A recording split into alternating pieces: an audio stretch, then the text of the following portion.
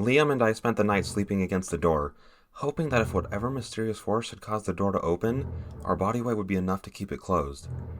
Or on the slight chance that this creature had the ability to pick locks, it would wake us up. Thankfully, the creature has yet to display any lock-picking capabilities, and after I went on its little stroll across the second story, nothing else of note happened for the rest of the night. I woke up early and took a look out the window, taking in the sea of smog. It looks similar to how people describe being on a plane as it flies over a cloud, but instead of nice white fluffy clouds, it's a desolate, smothering, dark purple. On a lighter note, Anna just had to help Liam use the bathroom, so that provided a good bit of levity. "What was that?" Martina asked, sitting on the edge of the bed. I tried sleeping the blink out of my eyes, because, surprisingly, sleeping against the door doesn't provide the best rest. After the creature showed up and Liam and I moved to block the door, we had remained completely silent for the rest of the night and had just tried to get some sleep. I started. Have no idea. I stood and started stretching. "Thanks, Mason," she replied. "You're welcome." "Does anyone know what that was?" The silence that followed her question was enough of an answer to tell her that no one here had any idea what was going on. "I thought that nothing could survive out there," she questioned. "Well, that's what we thought, until last night," Anna said. "Whenever we find someone outside after the fog comes, they're very dead. People, animals, it doesn't matter," Court added. "Yep, that's why we're going to stay right here," Liam started, as he fell face first onto the bed. "And relax." I couldn't disagree with him, even though I really didn't want to admit that the guy that came here to blow up the motel with a pack of sparklers was right, because we're trapped here until the smog passes. I was about to tell everybody that we should start showering, because there's not a whole lot else to talk about, and we were starting to smell, and I wanted to snip that problem immediately. But the sound of a siren stole our attention. Our heads all turned towards the town, where the sound was coming from. I couldn't tell what kind of siren it was, because it was too far away, but after a moment of listening to it, I realized that wouldn't be an issue for long. I could tell from the looks on everyone's faces that they had the same thought I did. The siren was coming towards us. "You know," Martina started, "the longer this goes on, the less I'm sure it's actually dangerous, because it seems pretty busy out there." This was unexpected. The previous times this had happened, I had heard nothing. I had overheard stories of people hearing cars driving through town before the windows were shattered. I hadn't believed any of them, though. They always tried to make it out that there were gangs that would go around in the smog and break into houses. But that was stupid considering that it was a flesh-devouring smog, so anything caught out there would die. Granted, all of this is happening. Would I survive? I've been poisoned before and it didn't do a whole lot. I stamped at the sudden urge to test it by flashing back to the pictures of corpses left by the smog. The schools thought it was necessary to show all the students images of what happens to people when they go out during these times, which I thought were fascinating, but some people thought were a little gross. I used to think that was a bit unnecessary to show kids such graphic images, but then I realized how stupid people, especially in this town, are. The siren continued to grow louder and louder as it came closer. "Oh, it's a police My train of thought was cut off by an explosive crash, loud enough that I could feel it in my chest. There was a long, drawn-out moment of what sounded like metal screeching against metal, and then it stopped. There was a heavy silence over the five of us as we all waited for something to happen. Because let's be honest, something always happens after a silence like this. The sound of someone making a mad dash up the stairs rang out. Anna and Cor immediately sprang into action, drawing their guns and jumping across the room to pull the blind shut. Without making a sound, Anna ushered Liam and myself away from the door. Cor took a position right against the door, looking through the spy hole. Or peephole? Or peek hole? Or whatever kind of hole you want to call it. Whatever was out there slammed against the door ferociously and started pounding on it. "Let me in," a voice on the other side of the door croaked. It sounded like a man that had been stranded in the middle of the desert for weeks. With how hard he was trying to get in here, it was like this door was the only thing between him and the first step of water. Anna stayed between us normal citizens and the door, keeping her weapon trained up to the ceiling. As the pounding continued, Court's whole body went rigid, before she started to shake. We all stood there, unsure of what to do. The longer we waited, the harder she shook. Anna crept forward and put a hand on Court's shoulder. "Court?" she said, barely loud enough to count as audible. No response. "Court," Anna whispered a little louder this time, giving her shoulder a gentle shake. No response. "Court!" Anna said, ignoring all attempts to be quiet, worry plain in her voice. She pulled Court away from the door, who turned to face the rest of us. She had a mixture of fear and sadness. Tears were threatening to start pouring, and it looked like she was fighting to hold herself together. She shook her head and ran, pushing past all of us to get to the bathroom. She slammed the door shut behind her. The toilet lid was thrown open, slapping against the back of the toilet as she started vomiting. "Oh God, I can't handle the sound of someone throwing up," Liam said as he started gagging. Anna looked back and forth between the bathroom door and the exit door. "Mason," she said, turning to me. "That's me," I said. "Do you think the door will hold?" I thought about it before giving my answer. I've never seen someone break them down, so they should hold, but they apparently sometimes just fall open. Granted, that could just be the one room, but you never know.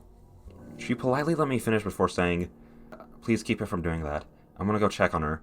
She walked to the bathroom and entered, closing the door behind her. Martina and I walked up to the door while Liam had his head buried in a small garbage can, dry heaving. As soon as I pressed my eye against the spy hole, the pounding stopped. The creature, whatever it was, stepped away from the door. While I was looking at it, I had no idea what I was seeing. It appeared to be a man made of smog. I couldn't make out any defining features about it, if it had any to speak of. The fog started thinning in certain spots, and at the time I thought I realized why Cora had reacted the way she had. I would find out shortly after that, but it was much worse than I had originally thought. In the spots where the smog was thinning, I could make out a body. The body of a person. It must have been out there for some time, because the skin had already been severely eaten by the toxic cloud clinging to its skin. On the few bits of its body I could see, muscle tissue was exposed. Whatever the creature is, looked around frantically before pounding on the door one last time. After that, it moved out of sight of the spy hole. I could hear its feet pounding against the metal walkway as it sprinted back down the stairs, letting out a hoarse, throaty screech as it did. Then silence. "Well, what was it?" Martina asked. Liam gagged. I took a step back from the door. "It looked like a person was out there, like they were wrapped in the smog." Liam gagged. "So people can survive out there in the fog." Liam gagged. "I mean, be out there, yes. Survive, no. It looked like a walking corpse." "Oh. Well, now I'm just..." "Liam! You either need to throw up or shut the fuck up!" Martina screamed at him as he was mid-gag, then went silent and pulled his head out of the garbage can.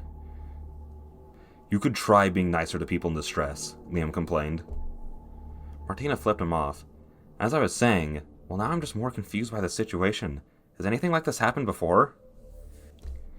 Has anyone ever started to slowly melt, get in a police cruiser, crash into the motel gate, and then survived long enough to demand entry? Usually not in that order." The bathroom door opened as Cora and Anna stepped out.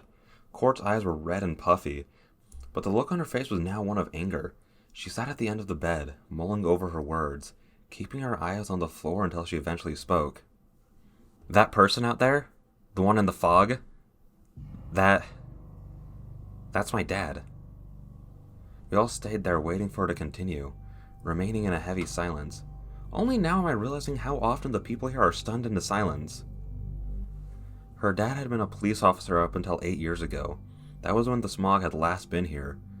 From what Cora had told me, she and her family were doing what everyone had been told to do: stay on the second floor until all of this was over. Unless her house was airtight, it would find a way to leak in. On the third day, though, they heard a window shatter downstairs. Her dad went to see if he could tell what had happened, but he never came back. She believed that he had somehow fallen into the smog, even though that theory didn't account for his missing uniform. She bit her bottom lip nervously, keeping her eyes glued to the floor. When he was knocking on the door, some of the mist moved, showing his face. I immediately thought that it was him, but I couldn't be sure because his face was pretty decayed, like something out of a zombie movie. But then, I noticed he was wearing an officer's uniform. He has my dad's badge number. She stifled her tears. "Well, that's a bummer," Liam said. "I was already sad that I had to stay here with you guys." We all chose to ignore Liam, except for Anna, who was giving him a glare that would kill most people. "How could this happen? If this stuff kills people and he's been in there for years, how could he still be alive?" Martina asked. "I don't know," Court said, "but I really don't care. Like I said, he looks like a zombie, so I doubt he's alive. So we should just keep doing what we're doing. Just stay here until all this passes through. And if he comes back, we just ignore him. The last part looked like it hurt her to say.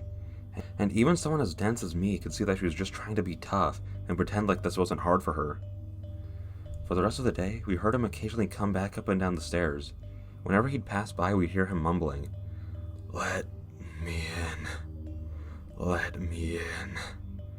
Let me in." Whenever he'd pass by, we'd do whatever we could to distract ourselves. But as the day drew on, we quickly started getting bored. But as Anna kept reminding us, if we're bored, that means we're safe.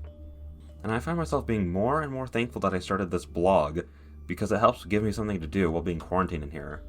"I don't like that," Martina whispered to me.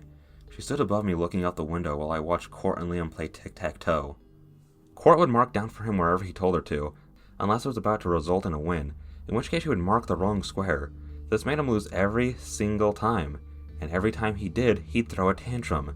Then he'd calm down, ready to play again. He was surprisingly good at the game considering how bad he seems to be at the rest of his life. "What is it?" I asked. "It's him." "Explanation, please?" "Well, last time he was up here, I watched him walk down into it. I was just curious to see what he was up to, because I thought that it was weird that he kept coming up here, so I thought that he might be up to something." "Okay." "When he walked down into the purple funky stuff, it started moving all weird like that around where he was. Well, if he is plotting something, hopefully he isn't working on it too quickly, because this is almost halfway over." At this point, the sun was starting to set on our second day of quarantine. "You know, unless this lasts longer than usual, because there's apparently a lot of differences between this one and previous times." "Okay, but why are you like this?" "I thought it was funny." It probably would have been if we weren't all cramped in this tiny room. As we were looking out at the smog, a strange feeling popped into my brain, like your subconscious knows something's off, but your conscious brain is trying to figure out what that thing is. Like your subconscious knows something's off, but your conscious brain isn't sure what that off thing is. "What, aren't you enjoying our 4-day slumber party?" "Well, there are definitely enjoyable parts." I gestured to where Liam was currently throwing another tantrum because of another loss. "But like my bed." "Oh, that's what's wrong!" The realization of what had been amiss dawned on me. That was a terrible transition. Care to explain what else is wrong now? I turned around, still on my knees, to address the whole room. "Hey guys, the smog is rising." They all turned to look at me. "Are you serious?" Court asked. "How much higher?" Court and Anna came to stand next to us at the window. They both looked out. "You sure you're not just going crazy? It looks exactly the same to me." "Yeah, I'm not sure there's a difference," Anna added. "Well, at least this morning, the smog was just under the walkway. Now it looks like it's about to spill up onto it." The three of them all continued staring until Anna said, "Oh my gosh, you're right. It's higher. Just a little, but it's definitely higher." "What should we do?" Martina asked. "I think it would be best if we stay here and just monitor it.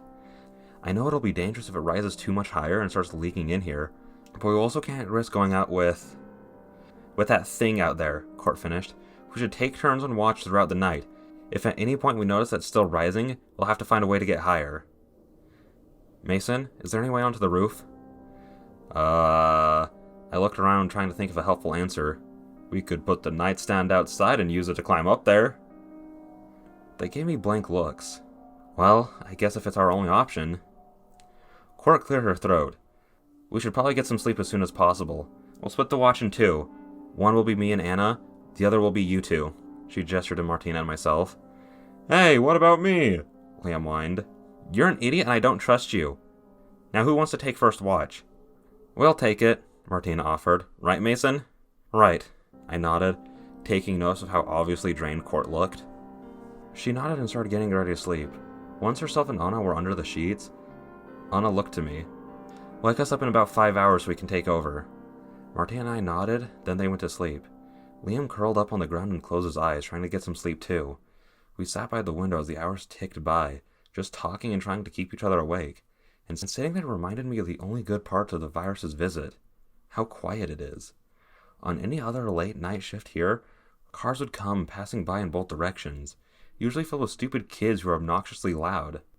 But right now, it's just peacefully quiet.